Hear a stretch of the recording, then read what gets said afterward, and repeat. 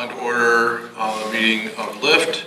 This is Monday, June 24th at 6:32, and we'll begin with the roll call. Chair Seiler. Here. Vice Chair Christensen. Member Brusack. Did you do that? Yes. Member Hopping. Here. Member Henderson. Member Areno. Here. Member Rychecki. Present. Thank you. I'd also like to thank Wendy Hefner for being here, doing our minutes and such, and also Kathleen Mosier will be joining us also. So thank you, and also our neighbors who have joined us either in person or online. We have the agenda. We don't have to. We don't have to approve that. You just say, are there any changes to the agenda? Are there any changes? Okay. There we go. You know, are there any changes to the agenda? Approve the agenda? No, we don't need. Are there any changes to the agenda? Okay. Being none, okay. Review and approval of the minutes from our May 9th meeting. They are attached to the packet. Do I have a motion to approve the minutes as provided? So moved. Is there a second? Second. I'm sorry, who moved? Joseph. Thank you. Are there any questions? Hearing no questions, we'll call the motion. All those in favor of approving the minutes from May 9th, 2019, signify by saying aye. Aye. Aye. Any opposed? Motion carries unanimously. Announcements. I do not have any announcements at this time. We'll go into public appearances.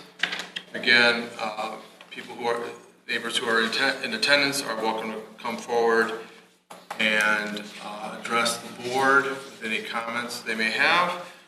Please state your name for the record at the beginning of your comments and limit your comments to 3 minutes or under. Is there anybody who wishes to come forward?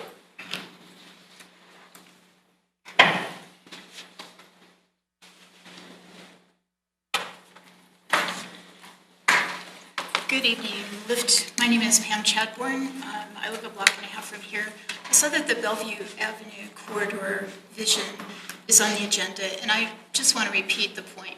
That process was not a publicly driven process.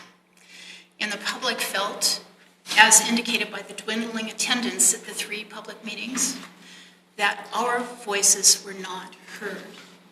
I appreciate at a meeting a couple of months ago, the comment was, I think LIFT board members asked for where are the public comments there, but overwhelmingly, everybody I know who came to that meeting said, in the second and third ones, this is not what I said. This is not what I said.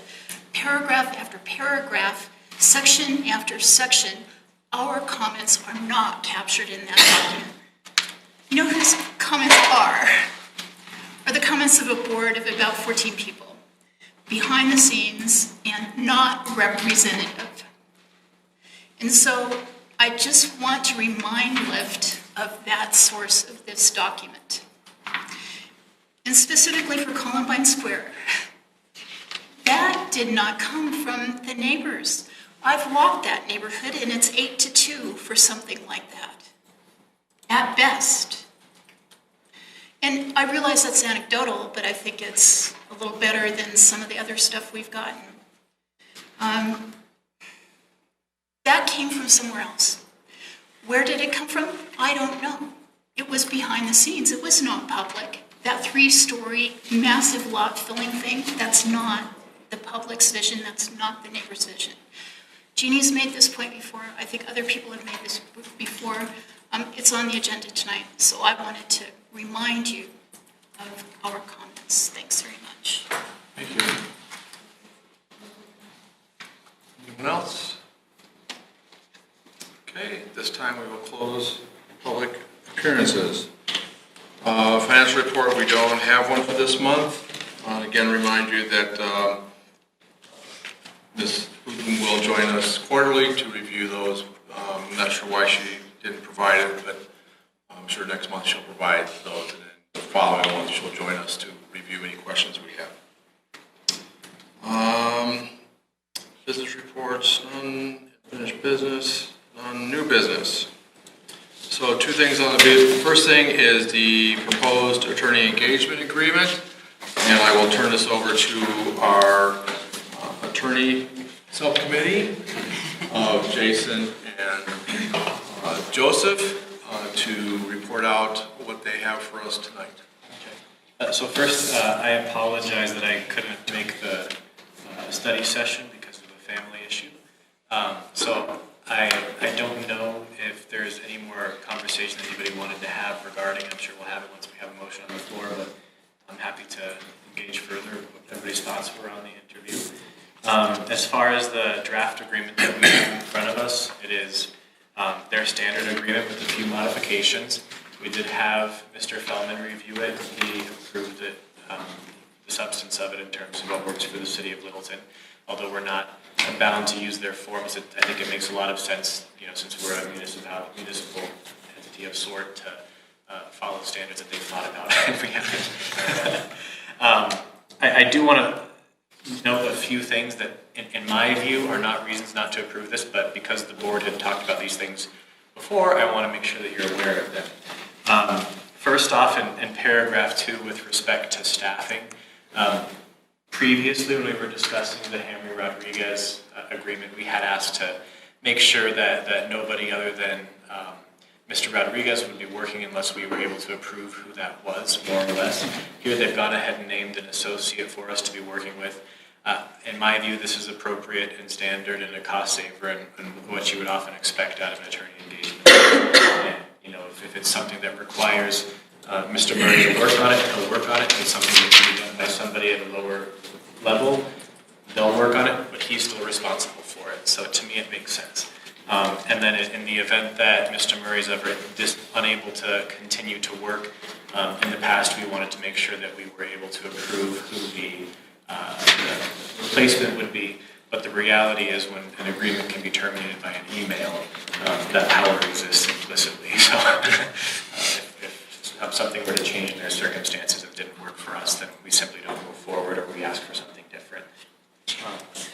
Number 4, they did correct the name, or they are going to be correcting the chairman's last name. Spell check got the better of them. And I did specifically go back and ask Mr. Murray to insert our desire, reflect our desire to make sure that only the chairman or his designee can engage the firm and incur a fee. Mr. Murray's response to that was he believes that that's an internal affair for us to manage, and he's concerned about having to manage or babysit what should be our ability to make sure that we're following our procedures and not having multiple people reach out to him. I can see the merit of that, where you don't want to be responsible for policing the internal affairs and whether or not somebody on a board has authority or not. But in any event, that was his position, so he wanted to leave that language the way that it was.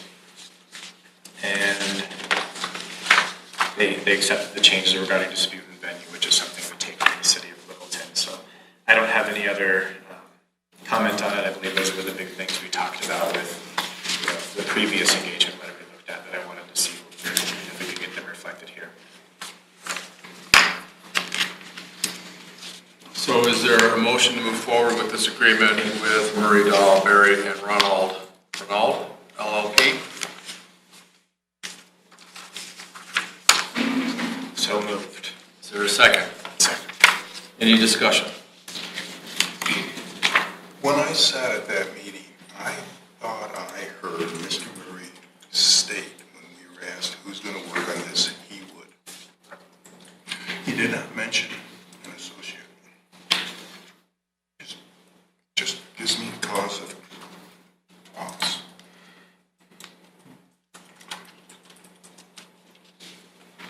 I don't like to be told one thing and then have a contract come to me that was something else in it.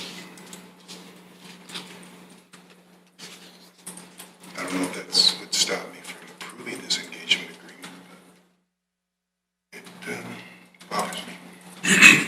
Is Mr. Rivera a junior associate within the firm or a paralegal or An associate. I don't know if he's junior or senior, if they even have that difference there. That means a small firm. Yeah, exactly. So they probably just have associates. So based on, this is complete speculation. So based on Mr. Murray's rate and the rate that they're offering for their associate relative to Mr. Murray's rate as a senior, I imagine he's relatively senior at only being $50 less an hour. But that is my speculation based on the rates. Heck, I could look him up right now. Yes. Two questions. On fees and expenses, it doesn't say where they charge. Like if they come to a meeting here, is it door to door? Do they charge it from the time they leave their office? If they get here, some attorneys charge that way. Or is it just the time here at the meeting? Do we know? I thought that was one of the questions we asked. I'm trying to remember now. I think we did Rodriguez, but I'm not so sure about Mr. Murray. Yeah, I can't I think Carol's right, yeah. remember now. We did that. The other question is on number 4. I think that should be clarified. Under board designee, shouldn't the word member be after the word the board responsible for the liaison? Shouldn't it be the board member responsible for the liaison?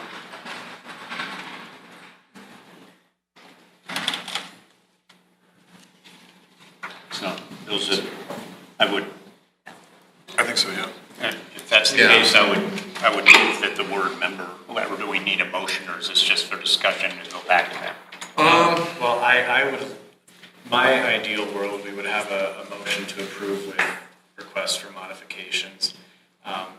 Worst case scenario is a motion to approve contingent on certain modifications being accepted by a member, or if we wanted something substantive that was necessary.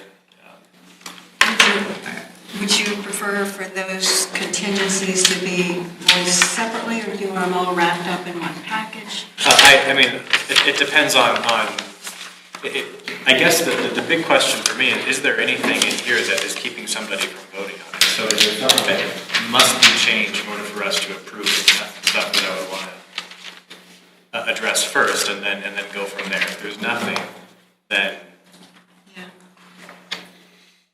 Well, the door-to-door is a clarification. I don't know how you can, I mean, that depends on their answer. I don't know if it, He lives in Kansas. yeah. It's, I don't know how you would word that in a contingent on the fact that it's door-to-door or not door-to-door, unless you have a suggestion on how you word that. I don't know. well, are you saying that? I guess my question is that the motion would be adjusted to say that you approve the agreement if it is changed to not include the drive from.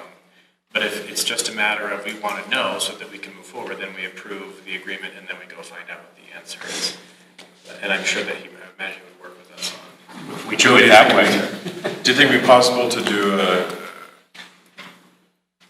approved with the following notations or assumptions, or like, I've never seen this in a motion before, but a colon basically that lists out a couple things, some spelling corrections as. Yeah, but my question is, do we want to be in a position where we end up holding off on this for a month because of the spelling correction? No, I'm assuming that we would basically approve with the assumption that those corrections will be made. Okay. So effectively authorizing Chairman Seiler to execute an agreement. So, a couple things. The bylaws allow me to sign anything up to $25,000. I do want consensus or approval from the board that they're good with this and moving forward. What I recommend is that we get clear. I guess what I would want to know moving forward is, are any of the things we're discussing deal killers? I mean, I get it that if he is stuck in, or if he's up in Fort Collins and he's coming here for a meeting, being charged an hour of his time to sit in traffic is not really fair to us, versus if he's just coming from his office, which is in Lakewood. So those are, that's a clarifier, but is it a deal killer? It's not necessarily a deal killer. I think it's something for me where we just have to know when we think about when we're requesting his presence here, that we may incur those costs. That's my thought. You know, the other, you know, my spelling of my name, that happens enough that it doesn't bother me. The board member, I have a little heartburn with, and maybe we find a way to deal with it internally, is, you know, if there's a board member that contacts him, or the firm, you know, it's the same thing as, you know, the meter's running.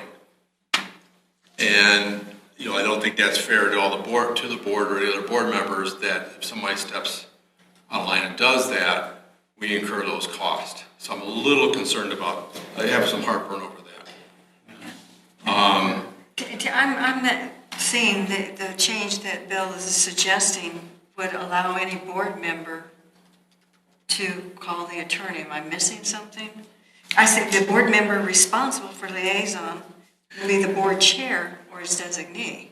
Well, I think Chairman Seiler's concern is the way it's written, whether if you add member in or if you leave it the same, the way it's written, I could call him once we sign this and engage. Because liaison doesn't mean only person able to engage the firm. It just means But if it's written, the board member responsible is the board chair, does that, isn't that limit the way we For look? liaison and for billing purposes are two different things.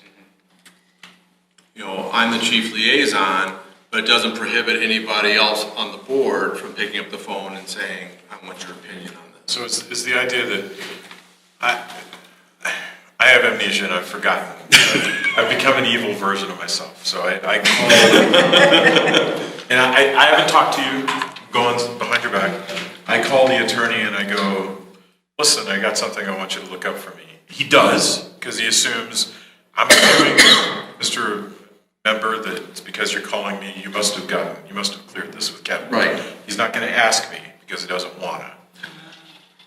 And we incur a bill.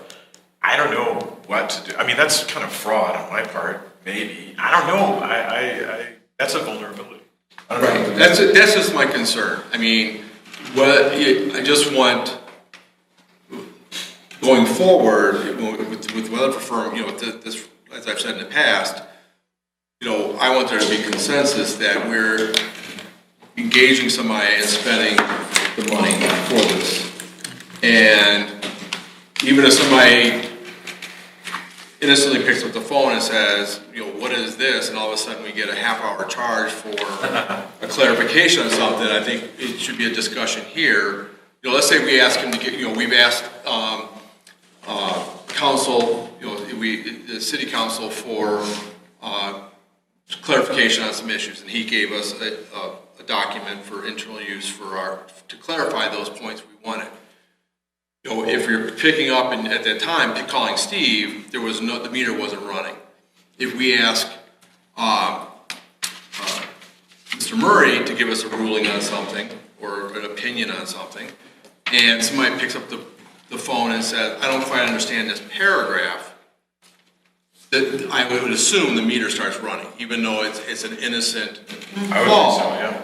You know, so I'd rather see, I wonder, you know, and it could just be if in the future there's a new board member that wasn't part of this discussion, or it's just they just had amnesia for a moment and just figure, I'll just call them real quick. I think it's a quick clarification, but most law firms, they pick up the phone. I mean, I think a lot of them, you know, heard before, has software that starts clocking how long they're on the phone, and then they charge by the quarter hour or whatever it is. You know, So where I mean, we've got two lawyers on our board right now. If they bring the conversation back here, we can have a discussion. Maybe it's a simple clarification, and we don't have to go back to Mr. Murray and say, can you clarify this? If we break this up into the logical pieces, number one, we've discussed how chair is the one who controls questions that goes to the attorney. So I mean, I don't know if there is any other way to prevent people from going around you other than that we have a general ethics provision. We're not supposed to steal There's things we're not supposed to do, and that, deliberately doing that without your permission, it would be difficult for me to imagine doing it accidentally. Would be like, Giving people the benefit. that would be a serious problem, and I kind of feel like that's kind of all that's needed. I don't know, I don't think. I'm fine, I mean, this is not a deal breaker for me. We've had the discussions, we've had it several times.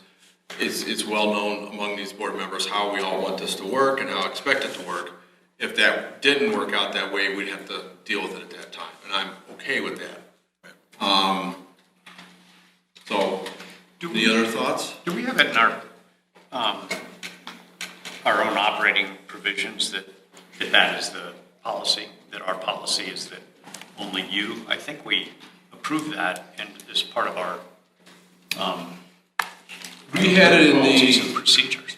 we don't have, not that I'm aware of. I mean, we had that in the RFP, I think, initially. Yeah, I think we've generally decided, it's an unwritten policy that we've essentially all agreed to, that the only individual able to engage, not only outside counsel if and when we have it, but also to call up Wendy and ask for something is the chairman, or if the chairman says, yeah, go ahead and do that. It's also So what we that's- promised the city council. It's Just yeah. come to think of it. Yeah, And so that's- that's the policy, it's not written, I would say it's been discussed enough that it's a policy. But it's certainly something that I don't want to get too hung up on this right now, so we can move on to other things. But if we're thinking about succession planning and in the future, maybe these are some of the things that we want to write down, so that on day one of somebody's tenure, or, oh, by the way, FYI, here's how we operate. In addition to meeting attendance and a little primer on the Open Meetings Act and what to. So how do we communicate this to new board members who would come in at a later point in time?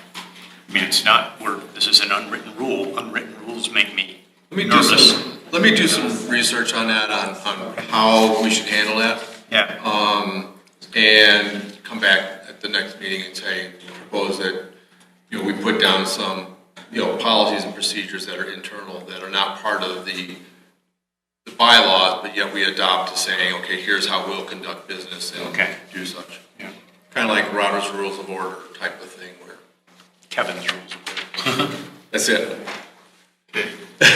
One item I heard people concerned about the door-to-door cost. I'm out of town. I'm not present here at this meeting. However, our attorney doesn't have to be present at the meeting. He still give us legal advice over the phone while we're in the meeting. True. So I don't think the door-to-door thing is, to me, it's not an issue. I think we'll ask for clarification so we all know what it is. I think it's good to know So either it's way. stated. I think it's good to know either way, because it may influence, well, okay, you're in Fort Collins, can you phone in? Or whatever the situation may be. I think that clarification, so we all know what we may incur in cost, is prudent. Carol? Can we just add that to the schedule of costs under mileage? Just some kind of Yeah. a I mean, clarification? they'll put it in there, but, yeah, it'll be added where appropriate. All right. I have a couple of questions, I guess a question and concern. Under fees and expenses, it says the client will compensate Rory at $300 an hour. I'm not sure who the client is. If we have the city paying the bill, is the city the client or are we the client? And I'm having a little crosswise here. If I'm being hired by somebody and that somebody is paying me, that's who I'm loyal to, responsible to. And in this situation, we have the city paying this attorney. We're going to pay the attorney? We will pay them directly. This is between us and them. I mean, we will still, when appropriate, use, because it's been offered to us to no cost to the board at this time, whatever city council is available. So if there's a procedural thing on a meeting or, something that's not a conflict of interest, we'll still utilize those services. Okay. So- But if there's something where we feel there's a conflict or the city attorney has said there is a conflict, Okay. let's say if we go into renegotiating the terms of the loan, that would be a conflict of interest, that the city attorney couldn't advise us. That will be something we would go to them, and when he's concluded that work, we will get an invoice from their firm, and I will write the check to that firm. Okay, good. And the item number 6, disputes, and I'm addressing this question to Jason and Joe, because you're attorneys. This goes right to district court. Is there any reason why a mediator has not been considered? It just seems to go right to court seems kind of expensive. Well, so mediation is always an option. Even if it's not mandated, the parties can agree to it, and that's often happens. If we wanted to incorporate it as a mandatory mediation, then we can. I tend to think, in my opinion, mandatory mediation ends up being a waste of money because mediation only works if you want to be there and you're voluntarily there. Okay. And also, maybe we could clarify, the Colorado Bar Association does have a fees dispute mechanism, which is less expensive than district court. I could ask for inclusion of that as an option as well. I think that'd be a really good idea. I have nothing to add to that. That was great. Yeah. Joe, there are 2 paragraph 5s. Yes, I think we all saw that at the same time.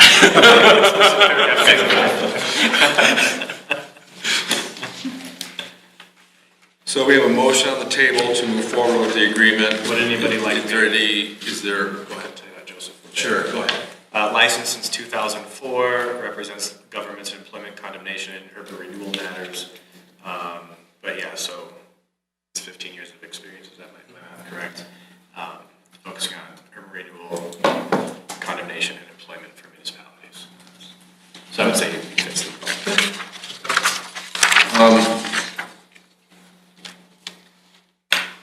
So there's a motion to move forward with this with, I don't think we need, this is more a consent motion, I think, more than it is a motion, because we still have some loose ends we want to tidy up, and I plan on doing that with Joseph, but to move forward and accept this. Any further discussion? Yes.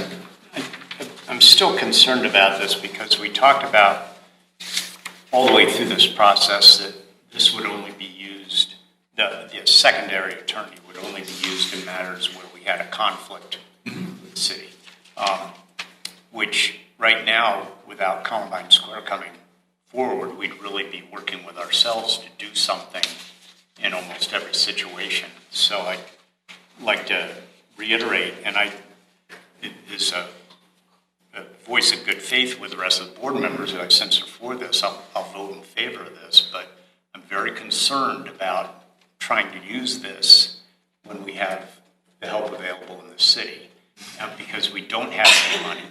You know, we're struggling to figure out how to find something we can pay for and execute our goal as it is before we go paying an attorney $300 to $250 an hour and maybe a car ride when we don't really have that money to spend. I'm not in favor of this idea, but I will be supportive of the other board members to do this with a good faith that we won't use this person, and essentially unless Columbine Square comes in, recognizing that we don't have any money to spend. Or other conflict. If another conflict comes up, I say that because I don't know what that would be. I mean, we know we have a conflict with the loan. You know, when we renegotiate the loan. I mean, it's a simple document. Even with minor changes, I probably would just ask him to do a cursory check on it in case the previous loan document wasn't reviewed properly and he sees something in it that, you know, we may have missed. I mean, I can't see that being a half-hour thing. But just to do our due diligence, Yeah. I think that's what I see in the future that we're going to happen. You know, as I've stated in the past, I think we've talked about is the only time if there's the city attorney, whoever that is, says this is a conflict, then we would engage this person. Right. Or if there was enough within the board where there could be something that comes up that there's a few of us that just don't feel have a warm and fuzzy with whatever the city has told us. We want to have another opinion. We don't know who the city attorney will be, who will be hired in the future. Their depth of urban renewal and in the statute we may not be comfortable with whatever we're asking them. I don't know, but again, it wouldn't be, I think we're all recognizing the limited resources we have. We want to be prudent with it. And there would be a consensus among the board if we were to say, okay, we want his opinion. We feel strong enough. And it could be, as we look at some of the other options we might try to exercise in this area, we may want to have his opinion on, can we do X, Y, and Z? Or not? I think I agree. I think a lot of us, in principle, and I just say it to reassure Bill, that I agree with Bill that to the extent that we can use the free services, we're going to use the free services. Not free, but the borrowed, Yes. owned, whatever they are. Yes. Unbilled, non-itemized. Speaking like an attorney. To the extent that we can make use of those, we will. Okay. Joseph, I'm sorry. I was going to say what you said, and just I don't know if it came up in the interview, but what I expressed to Mr. Murray on the phone was, right now, the only thing we see on the horizon is the loan issue and something unforeseen. We don't see anything unforeseen. But that's his expectation is pretty limited. And then my hope, what I expressed to him was, if and when the work of the board expands and grows, then we'll hopefully have a good relationship with you, ready to move forward at that time. Mm-hmm. Hopefully we need him. Yeah. I call the question. All those in favor signify by saying aye. Aye. Opposed? No. Okay. That was just a vote to call the question. Now you got to vote on the There is no, appointment. you don't have to vote I to don't call think the it was question. allowed to call a question. Yeah. That was just just call a the I question. thought we were voting on the question. I thought We're it voting was- on the question. Okay. So the next thing is the Bellevue Avenue Corridor Vision Plan, and the homework was to review this document, to start developing some questions if we engage with property owners in this area or others, the city and so forth, on how that vision may dovetail with our work for urban renewal in Columbine Square. Kathleen Oger has joined us for that discussion. So I will now open it up to any questions, concerns, and so forth, or thoughts.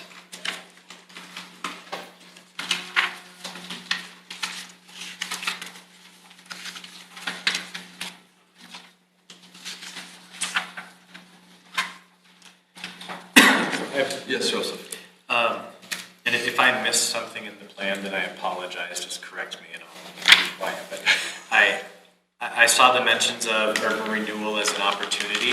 I thought it would be beneficial for everybody who's looking at this plan, thinking about urban renewal, if the plan showed the urban renewal area in one of the maps, or anytime a location is being discussed or is discussing an opportunity, if that page noted that this is part of the urban renewal area. Just as a way to both allow people looking at this to know to keep that in their mind, or the inverse is true, if it's not part of the urban renewal area, not to have it in mind. I thought that would be beneficial to describe. If I missed it, I apologize, but you can see.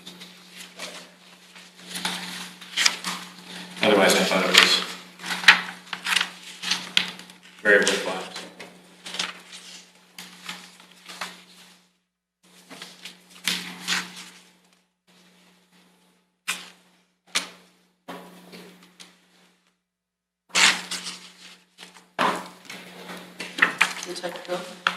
Sorry? Sorry. Anybody else have any other questions or comments?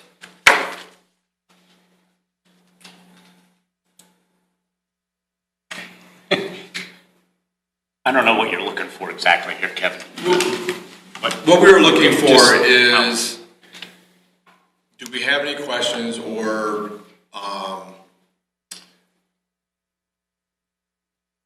as we move forward looking for opportunities for us to engage the property owners in this area, is there overlap or dovetailing with the Bellevue Avenue corridor plan that we can pick up on and say, okay, these are areas that are potential opportunities? Because part of what Kathleen and staff are doing are to start identifying who the property owners are and working to figure out how we can engage them to have a discussion with them. And I agree with that statement. We've been talking about, Columbine Square is, of course, the big rhinoceros in the chicken coop. We've been talking to the individual owners, which we already did through Envision Littleton a lot. But probably revisit some of that. We haven't talked, one thing that this points out is the Bellevue Federal intersection, could use some enhancements. It has sidewalks on all sides of it. But how do you enhance that? Do we need, it addresses the fact that we may need more crosswalks, that it's not, there are sidewalks there, they're not user-friendly. I actually meant to take a bike ride through there this afternoon, and I took a wrong turn and ended up in Chatfield, so it shows how long my concentration lasts, but I'll get that done. But US Bank is on the corner there, and I wonder if there would be, and this is just a wild idea, but if we talk to them about, it might be really good community action for them to get involved in this as a lead agency in the urban renewal area to maybe we use their corner as a model area to roll out some kind of an intersection-friendly model that then could be replicated throughout the area. To my knowledge, there's no modeling that's been done. I've asked a few people, and they say there hasn't been any modeling done. I don't know what it would take to get there, or if that's worth doing, or if the board has any, thinks that's as wild an idea as I think it is, or if there's any traction to it or any merit in. I mean, US Bank is a big organization, but a lot of times they like to do, banks like to be involved in the local community, and it's a way for them to get their name out. US Bank teams with the city of Littleton to enhance pedestrian safety. That's not a bad thing to have. I'll actually let Kathleen address that if she has any thoughts. I've heard a lot of energy around the US Bank conversation. Some of those are, a couple of years ago. So, a couple of things. To your point about the map, one of the things that I've had our staff work on is creating an interactive map for you that has the property owners, the assessor data. So it's a GIS interactive map. We need to make one more change before I share it with you. And that'll have the boundaries in it. So I think that would be a helpful tool just to have for you to think about the business interactions. Most of the banks do have community banking foundations. So I think, that's something that I don't know we've gone down that path of having that conversation with them, appealing to some of the work that they do at a community level. I think I have found a plan, although I need to just iron out a few details, that we could get this business outreach piece done for you in July. And so you have the result of those interviews by the end of the month. So I think I need to sit down with our city manager and just kind of walk through that process of how we do that, because we expressed some concerns about having the capacity to do that internally. But I think I have found a solution for you. So I look forward to sharing the results. Sorry that I don't have this for you tonight, but I think that timing might work well for you, as I imagine that would be the biggest input for kind of developing the plan.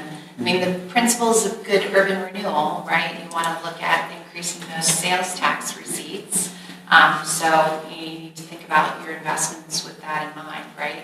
How does it increase the level of productivity of the business? And so that's just an important thing to think about. And it's a difficult question to ask a business. What could we do, and understand your purview, that would make your business more successful? And so I think part of the solution I have for you is helping craft those questions so that we can get to that conversation in a much more user-friendly way that makes sense for somebody operating a business. Well, I know, it struck me today too that the business across the street from them is an auto service of some sort place, and driving by over the weekend, and there's an old pink Cadillac in the parking lot. My wife said, God, that belongs in Cuba. You know, it's like a 1958 Cadillac that's not in very good shape, and I looked at it on Google Earth, and the Cadillac is there in Google Earth. So it's been there a while.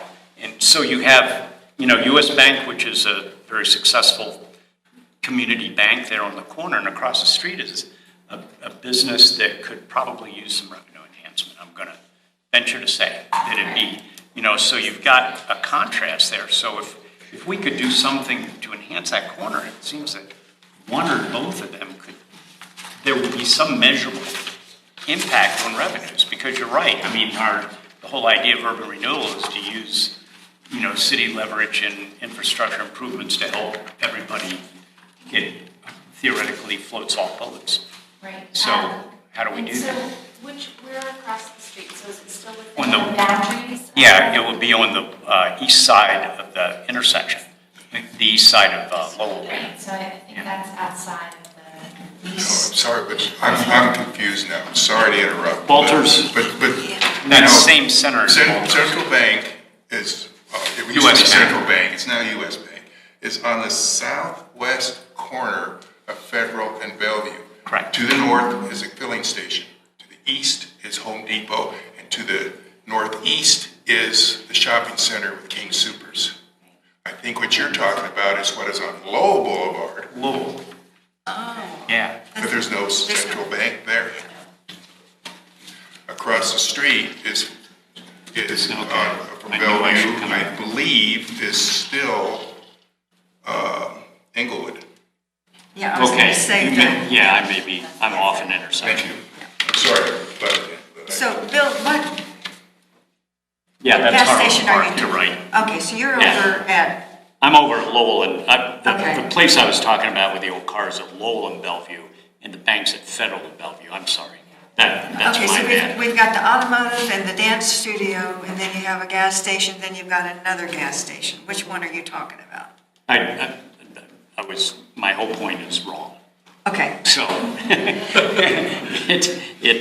because I was saying we have a successful business and a non-successful one, although Walters and all that is pretty successful, but the other stuff down at the north end of that is not as successful. So, you know, if you could get a way to enhance that, that would be good. But, you know, the offset is Harlow Park, so that doesn't apply as much. But the US Bank thing still applies, because we've got, you know, that whole area we're trying to seed. So, related, because it mentions US Bank, clarification on kind of what's being contemplated by the point where it says, and I apologize, I don't have the slide number, something between 24 and 27. But it says property consolidation, and I think this is an opportunity listed. Although potentially not feasible under current ownership, opportunities to consolidate the O'Toole's Garden Center site, Arapahoe County election facility, and the US Bank site, and integrate them with future uses with the overall redevelopment plan should continue to be explored. So is that, I mean, the way I read that, and I just, no judgment on it, is that talking about raising those structures and building something new?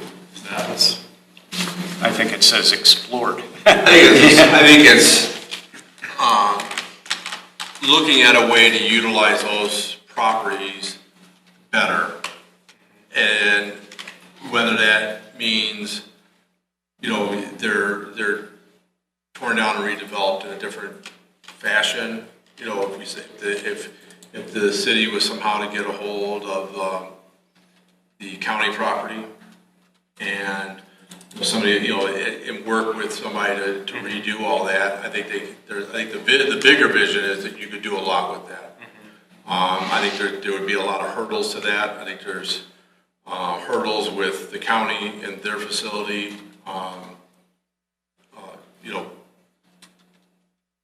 They have a need for that facility. It doesn't necessarily meet the vision that the city has for it, but they still have a need, and how do they meet that need? I think some of these things are being explored by the city to some extent, one way or another. There's off and on conversations, but a grand plan, I don't think there's anything.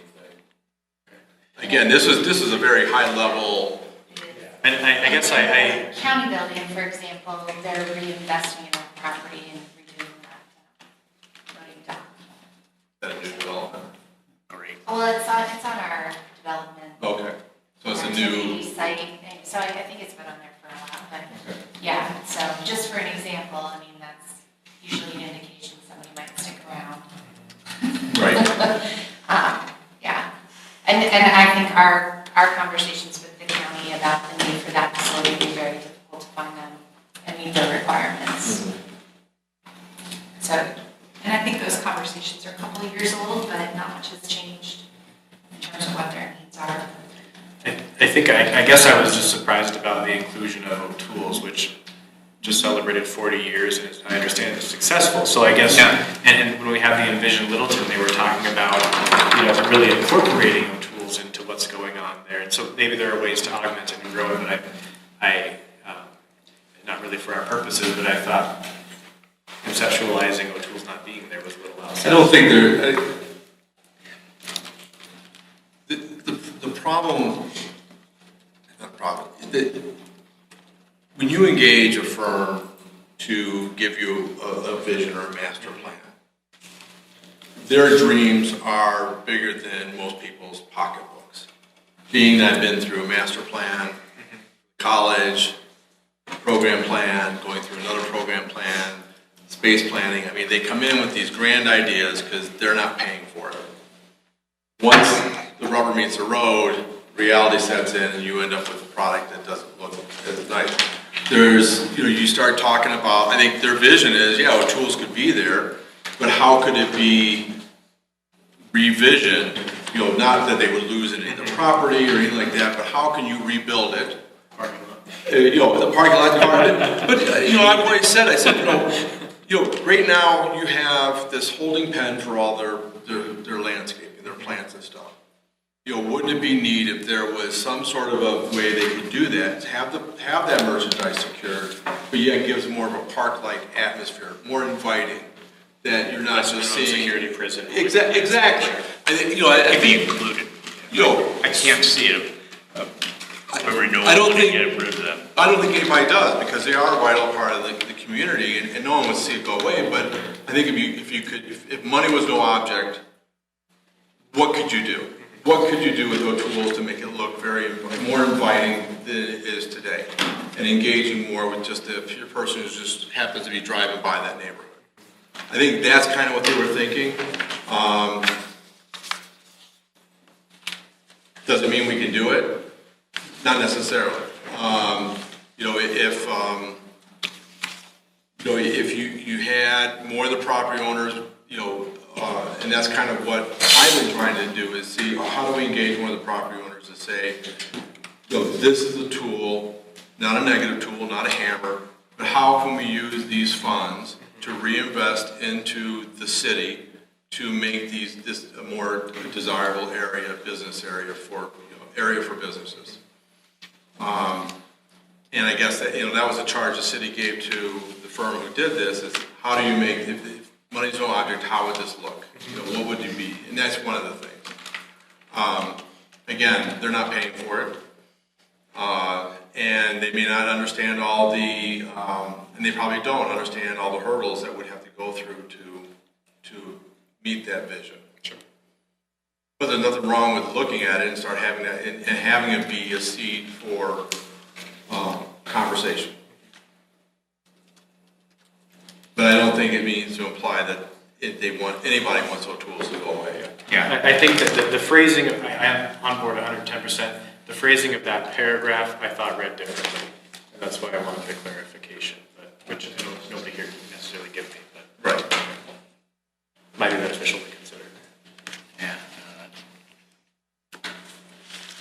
You know, the biggest eyesore is the undemolished part of the shopping center and the fencing that surrounds it. If you're going to think big, to me, the best deal to do is to approach the developer and say, hey, you're going to land bank for a few years. We'll give you a loan, cheap loan, to demolish all that stuff. And we want to sign a lease to put a temporary park in there till you get ready to.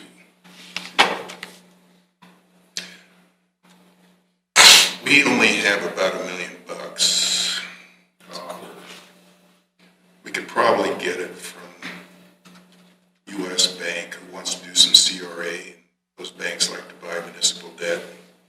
We could probably get that done. Wells Fargo has an arm that does that. I've talked to them before. But that's what when I look at this thing, it has nothing to do with the Bellevue corridor and all this. We're supposed to take care of eyesores. I don't think Latulips is an eyesore, but you know, beauty's in the eye of the beholder or the tongue of the beholder. That's as far as taste. But to me, I think we can all agree that having a semi-demolished site is not the best vision for this city for a short term. If we can figure out a way to make that go away for the short term and allow public access over it using the city's authority to lease it for a short-term period of time for the public, might be fine. And when the developer finds the time right, he can go in and develop. But that'd be my goal. I've thought about this a lot.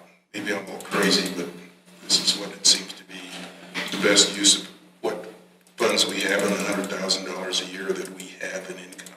I think that's a profound vision. I've never heard that vision before, but it's a moving one. You know, it's very simple, what you just said. You know, the steps involved. I don't know how long this temporary park lasts, but as an idea, it's a much more beautiful one than what it exists. I mean, that is a profound vision. Well, I understand the local representative, I can't think of his name right now, but he's pretty well respected in the development community. The developer itself is pretty well respected out in Southern California. But, you know, right now, probably market conditions don't, the developer doesn't seem to be in any hurry to do anything, so it's land banking right now. So why don't we It's take true advantage? that a big empty field that we mowed would still be generally more attractive. That's true. I know that the city has approached them about that.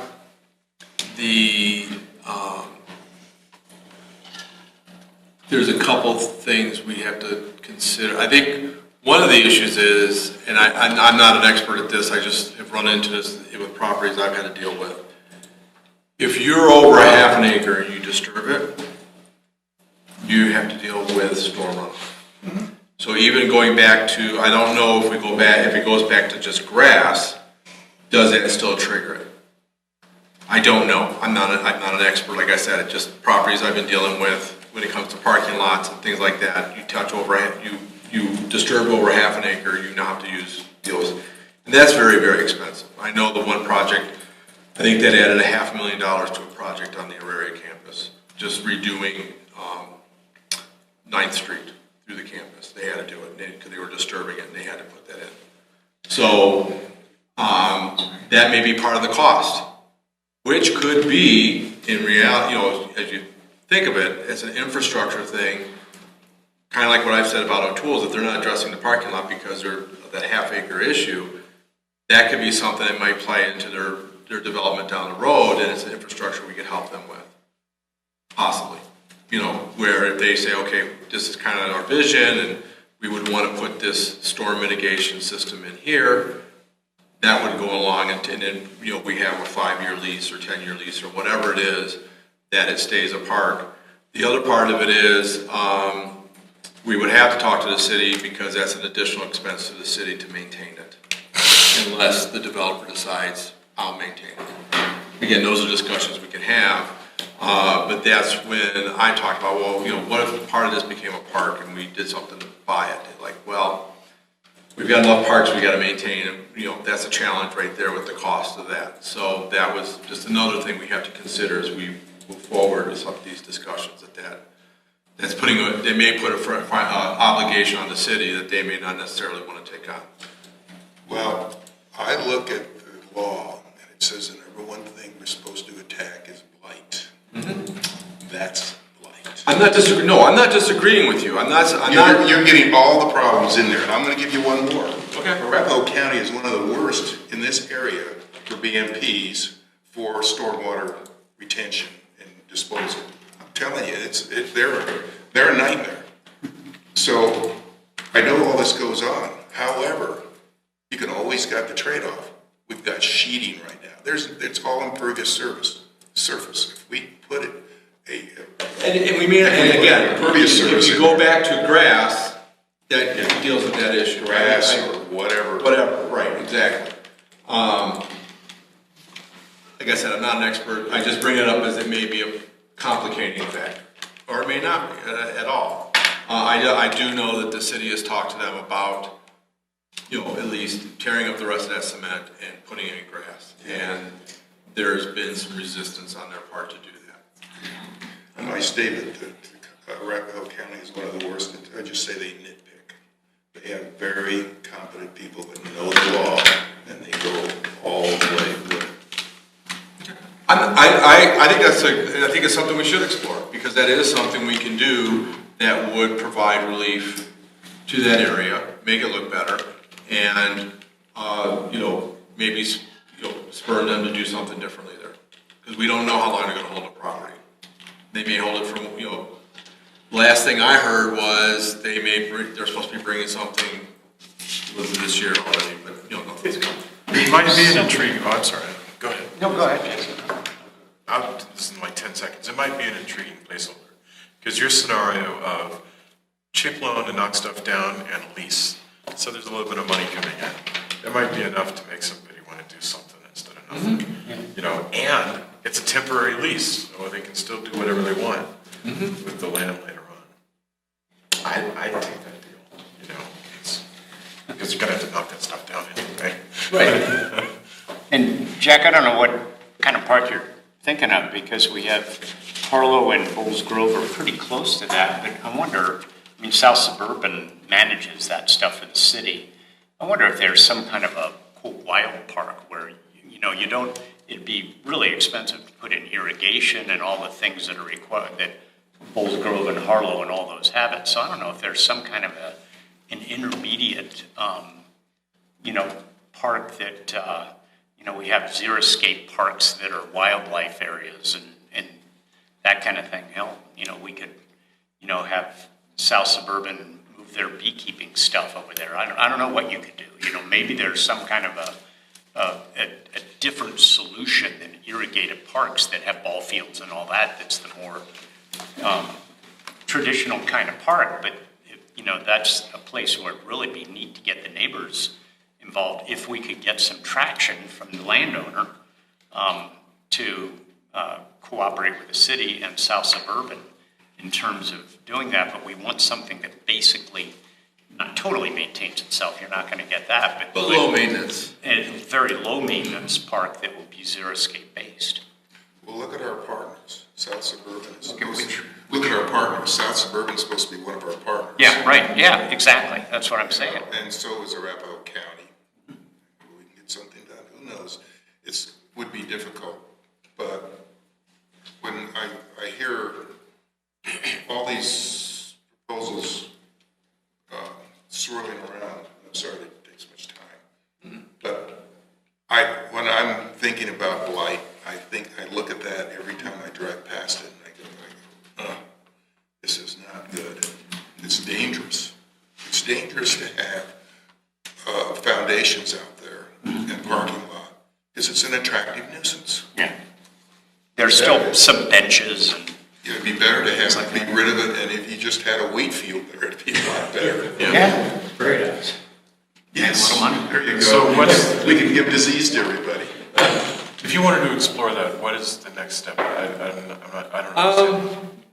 Kathleen, will handle I think, Can I, before we Sure, go sure, to the Carol. next step, I'd like to, I went back and read the Columbine Square Urban Renewal Plan, because I really think that that's where we need to start, rather than starting with a document that was created 4 or 5 years after the plan was approved. And we have, Jack's right, the law, we're not about economic development or creating sales tax revenue. The law says we're supposed to remediate slum and blight.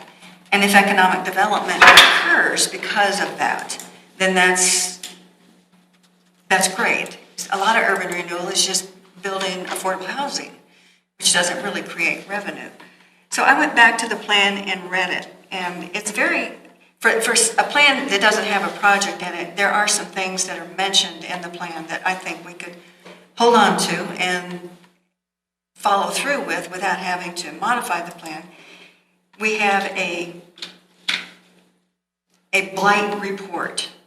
So each one of the properties in the urban renewal area, there is a grid, and it tells you of all the 12 elements of blight that the law identifies, what blight is occurring in each of the properties.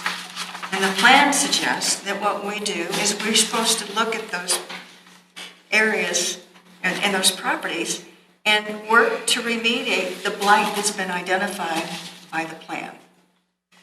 And it seems to me that that's more of a place for us to start and focus on than the vision corridor plan, which is really not even part of the comp plan, and the law says that we're supposed to be referring to and be in alignment with the comp plan. And that area over there, I talked to Gary Mitchell and Meredith from Kennegan Keys when they were here in late May. The big concern I've had is how you take this vision plan, which is not part of the comp plan, and incorporate it into the envision process that they're working on right now. And I was talking to them with this meeting in mind, and their response to me was that it's premature for us to be doing anything with this because they're not sure how this is going to be incorporated into the comp plan. And the comp plan is what we're supposed to be in alignment with. So I would encourage us to go back and look at the urban renewal plan as it's written and see if we can't find something within the plan that we feel compelled. I love the idea of doing something over at Columbine Square and using a heavy hammer to do it, because I agree with you, it's ugly. The people that live over there, they would love to have a park over there, in spite of Harlow being close. It's one of the things that came out in the community, and when they saw the 3- and 4-story jam-packed design that had been created for that area, they weren't happy about that either. And they're really, the ones that I know that live over there are kind of fed up because they don't feel like they're being listened to. So I would suggest maybe for our next meeting, we really come in and talk about the plan as it's written and see if we can't find something within the plan that we could focus on that would really benefit the property owners that are over there. It could be putting in a fire suppression system for somebody who just can't afford to do it. It could be repairing the sidewalk or some transition from the street down into their parking lot. But the plan identified, there had to be at least 4 items identified in order for a property to be determined, to be qualified for the urban renewal, to be included in the plan. Do you doubt that the Columbine Square will satisfy the requirements of blight? It's already been indicated. Do I think it will? I mean, I'm just trying to understand, I'm not disagreeing with anything you're saying, I'm just trying to understand. If what you want to do is prove that Columbine Square is blighted, I think that's proven, right? I mean, we've already... Well, yeah, and in fact, they came up with a number of blight conditions So prior why do to we it need to being look at it even- again if we want to, I mean, the definition of blight, in other words, we don't need to look at that again. No, If it's no, okay. the report, they've done it. Yeah, They've identified the So- conditions of blight for all the properties that are in the urban renewal area. yeah. Including Columbine. And my guess is those are going to change because Columbine Square was up. It's different. Right. Yeah, right. So it's Yeah. not gonna get And so better. it's probably going to be more that it's unsafe. It's blighter. Lights missing. So, More blight. so to your point, and this is kind of where I think I've been trying to go is, okay, how do we engage those, okay, let's just say XYZ property. And through that process, they said there are these conditions which now qualify you to be incorporated in, included in this urban renewal area. So we want to now sit down with Mr. and Mrs. Smith who own this property and say, here are the conditions that were identified are lacking. Can we partner to help you address these, or have you addressed these already? I think that's kind of where we've been trying to go with this conversation, is how do we engage these property owners and have a meaningful conversation to say, is there on their part,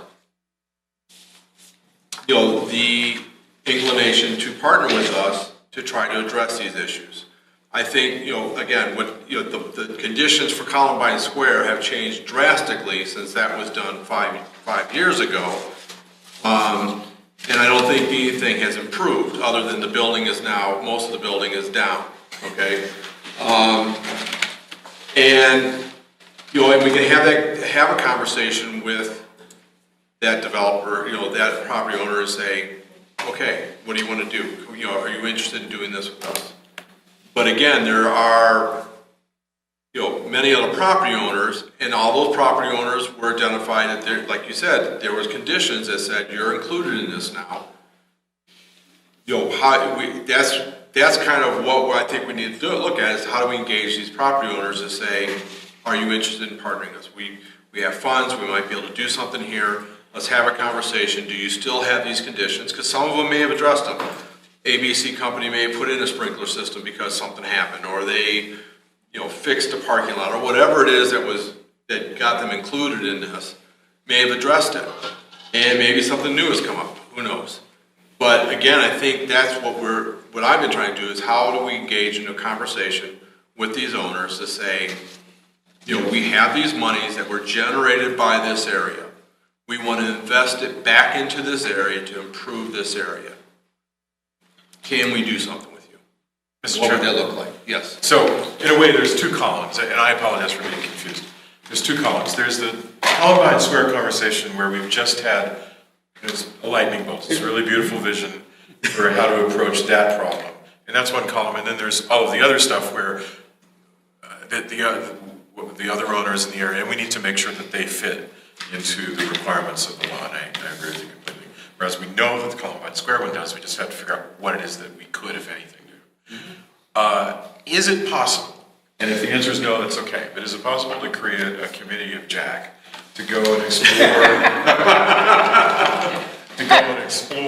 like how such a thing would be done, Well, that's what Kathleen is on board to help us do. Through the Bellevue Corridor Plan and the Envision Littleton, a lot of the people we've been trying to engage with, they've engaged with in the last few years.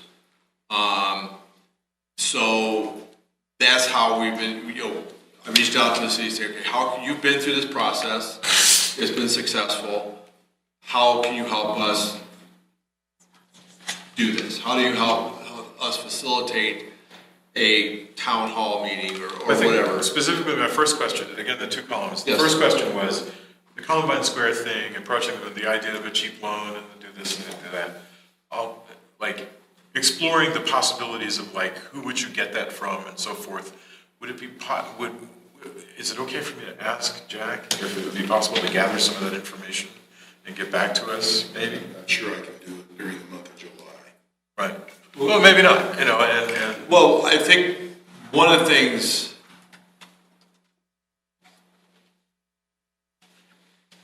let me see what I can do on our side. And so we move on. Okay, continue your thought about the everything else. I mean, it's just, it's just different, it's the same thing, but just different. I mean, it's addressing a blight condition, it's a temporary address, because, at some point, we assume they're gonna develop it. And then the blight condition would go away. I think we should look at the other properties, and then, how do we engage with those owners and say, you had, 5 years ago, these conditions existed, do they still exist? Do you want to address them? What's stopping you from addressing them? Those type of things. And see if there's an appetite to do something, the matching grant program or something like that we can do. Carol? In this document, and I think it's probably still true, one of their key findings, that it's very difficult because most of the property owners live out of state. So you've got businesses in these buildings that don't make these decisions. So we've got to connect with people that live out of state so we can engage them. And Jason, I want to address one of your points, because right now we're collecting increment from every property there, with the exception of Columbine Square. If I had my druthers about where I spend the money, I would much rather reinvest it into the businesses that actually created the increment. I'm not tickled That's a good about. point, yeah. Now, if Columbine Square came up with something and we did an impact report and we could show that they're going to create an increment that would support the kind of loan or TIF agreement that we come up with, then I'm all for that. But I really have a difficult time taking increment created by everybody around them. Yeah. And Columbine Square is literally drug down the property. Oh, no, I understand. And yet, we're still creating a very little increment in the way of property. Most of the increment is sales tax revenue. So.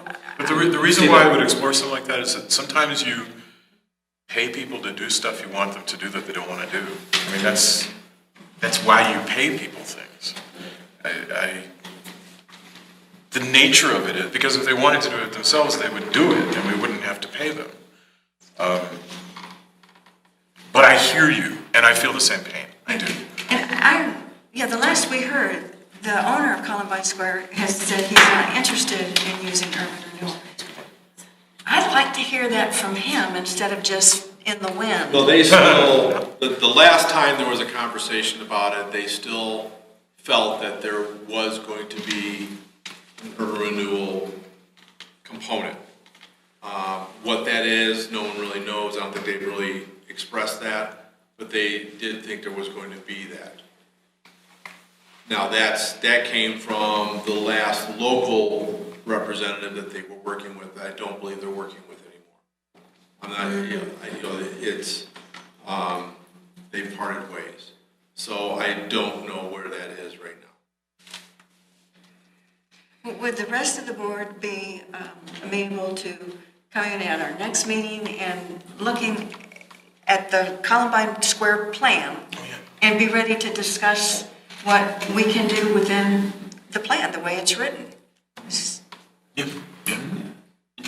I think, Jack's idea kind of opens that thought process a little bit, because it really is good. I mean, one thing about that is if that is turned into some kind of a successful public amenity, it actually diminishes the marketability of that to the owner, because the neighborhood will go friggin' nuts when they go to sell it and put apartments in, which is something that they would look at.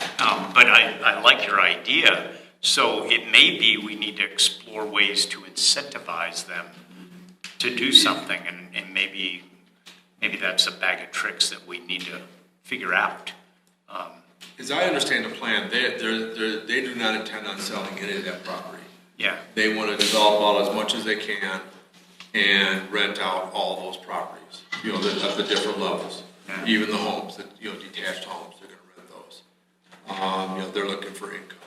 So they're not looking at long-term homeowners or anything like that, which I think is also part of what got the negative. I mean, the densities are just, I don't think anybody was excited about the densities except for them. It sounds like they're going to have to go for a rezoning. Yeah, in order to do Correct. what they want to do, Yeah. which is going to be Correct. a And big mountain. You know, and it, like I said, part of that, they were talking about, at the time, in the rural aspect, what that was. They didn't really express what they did say. They did, you know, this is the conversation I had with the city, I think it was in December. That was the last thing they heard. And here we are 6 months later, and we don't even have the same. It's really Yeah, like it's- 3 years later. It's, yeah. So regarding the use of taxes, as I understand it, that the increment that we're collecting is tax dollars that would be collected anyway, regardless of whether or not there was urban renewal. Correct. But because there is urban renewal, that amount is at least reserved for that particular area instead of being spent elsewhere. Correct. In Littleton. So, although I'm sympathetic toward it, I'm not. I think that the concern about not wanting to use the sales tax coming from one business for this property, it's still a lot better than having to go somewhere else in Littleton. And when we acknowledge that what's happening with that property is reducing everybody's property values, then I don't have much of a hang up about using the money collected in this area for that when it benefits everybody there. And at least it's keeping the money in the area instead of sending it to wherever else that it would be going if it were collected. So I'm very sympathetic toward the concern, but I still think it's a very good and valid use of the money collected from the area. And I don't, for what it's worth, I think that I really appreciate what Jack said. I like the discussion of all these little things that we can do, and maybe we have to do something small and visible to build from there. But I also think that we have a responsibility not to ignore the big fenced off area. So I think that in as much as we can, and we might not be able to because we're only 7 volunteers, to be attentive to both of those tracks. Okay. So we're, I have some homework to do. There's some,